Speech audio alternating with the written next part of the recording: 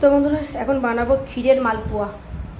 আর দেখো এখানে আমি ব্যাটারটা গুলিয়ে নিয়েছি। এখানে দিয়েছি আমি 250 গ্রাম সুজি, একটা লিকুইড দুধ, একেবারে আমি জাল দিয়ে ক্ষীর বানিয়ে নিয়েছি।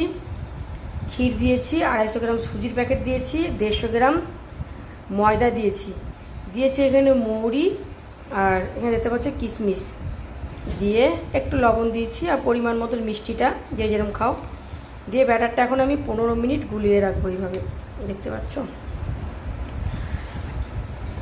এই দেখো।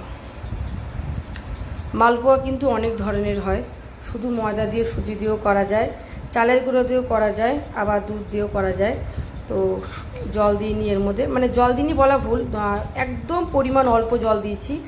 বেশিরভাগই এখানে ক্ষীর আছে, জলটা একদম বলা যায় না দিলেই মানে নাই বলা যায়, কারণ আমি একদম এই ডাবু হাতের এক হাতে আমি জল দিয়েছি এর মধ্যে, বুঝতে পারছো? এই যে ডাবু হাত